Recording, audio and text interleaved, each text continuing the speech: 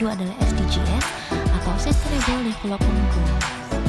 Program yang pertama yakni bertemakan COVID-19, saya membawakan judul terkait dengan atensi dan strategi empati di masa pandemi COVID-19 dengan hashtag Gerakan Berempati.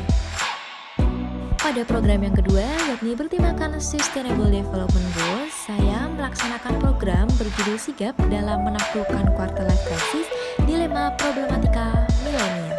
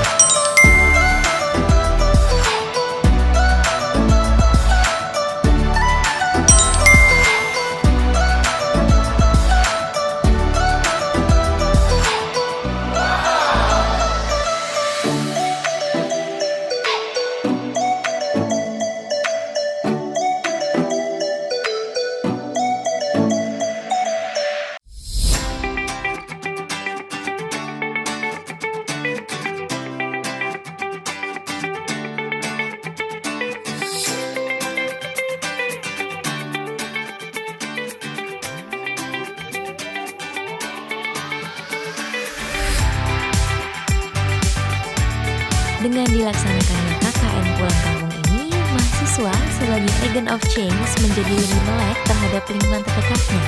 Selain membawa kebermanfaatan bagi lingkungan sekitar, KKN ini mampu memberikan dampak signifikan yang positif bagi para mahasiswanya.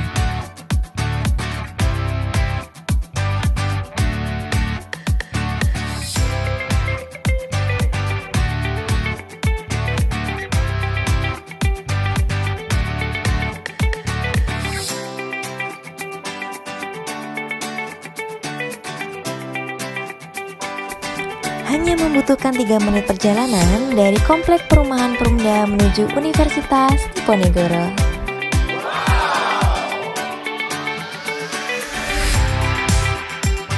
Begitupun dengan pusat kegiatan olahraga yang dimiliki oleh Stadion Universitas Diponegoro.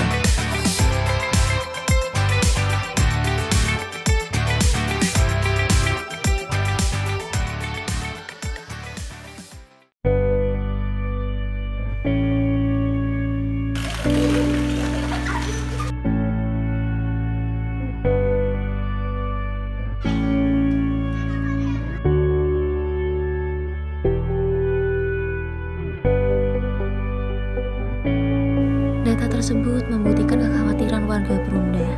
Tidak mengherankan karena pelajar dan mahasiswa cenderung memiliki banyak aktivitas di luar rumah, termasuk menempuh perjalanan keluar kota.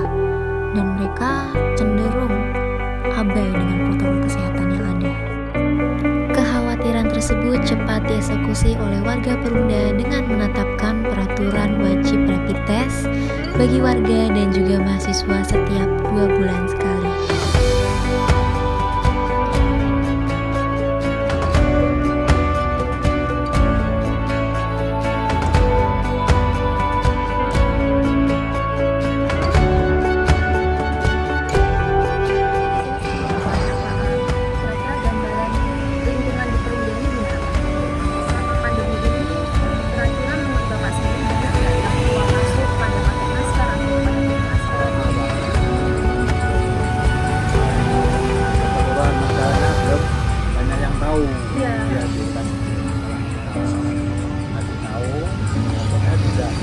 Dari ya harus keluar masuk soalnya kebetulannya dari hasil rapat dan KI perubahan karena yang sudah kalau keluar masuk boleh tapi waktunya dibatasi dan harus memakai dan total itu harusnya jam sekian sudah tutup kalau tamu itu harus masuk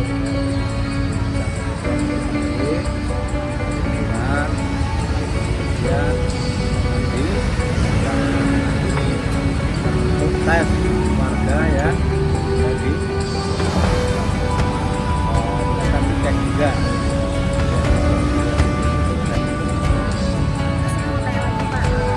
Bapak kan tahu pasti mahasiswa yang melaksanakan KKN dapat Bapak tentang pelaksanaan KKN di kampus.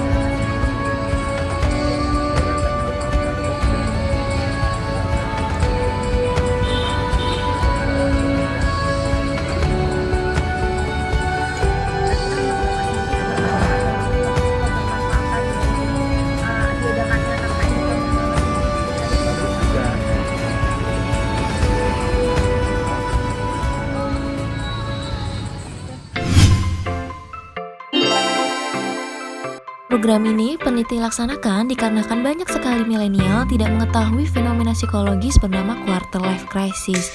Nah, ketidaktahuan tersebut tentunya menjadi masalah karena individu akan cenderung banyak menghabiskan waktu dengan mengeluhkan serta mencemaskan perubahan emosional dan perasaan yang lebih dinamis, di mana mereka menganggap hal tersebut sangat amat mengganggu.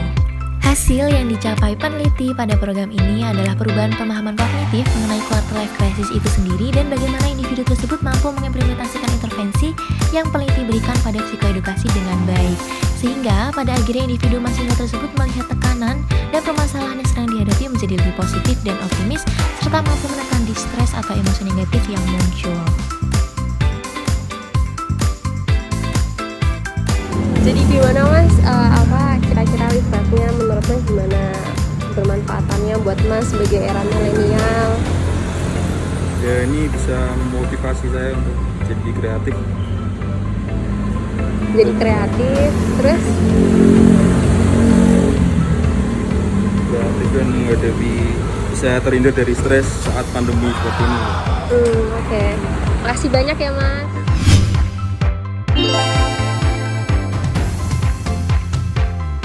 Seperti apa yang kita ketahui, bahwasannya banyak sekali kasus yang membuktikan signifikannya kenaikan sifat egosentrisme pada tiap individu.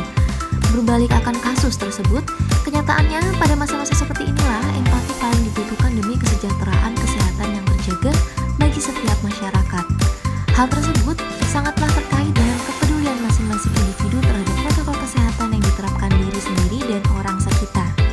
Pada umumnya di masa pandemi ini, individu akan ragu untuk mengimplementasikan perilaku berempati tersebut karena dirasa modal ekonomi menjadi faktor utama keberjalanan perilaku berempati dapat dihargai.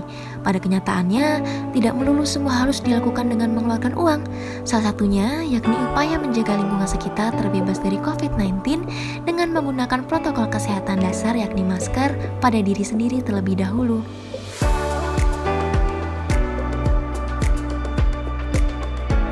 Maka dari hal tersebut, peneliti mengimplementasikan program kedua ini berdasarkan pada permasalahan secara universal di masa pandemi seperti ini.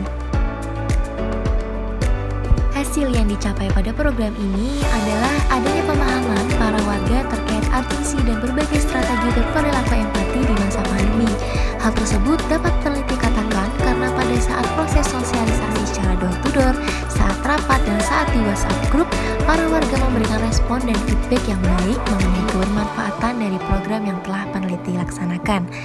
Signifikansi perubahan yang terjadi pasca dilakukannya program tersebut adalah adanya kegiatan sedekah secara bergilir kepada para satpam atau penjaga komplek mulai dari pagi hingga malam. Kegiatan tersebut merupakan contoh berperilaku empati yang peneliti sebutkan dan diskusikan di saat rapat PKK RW 5.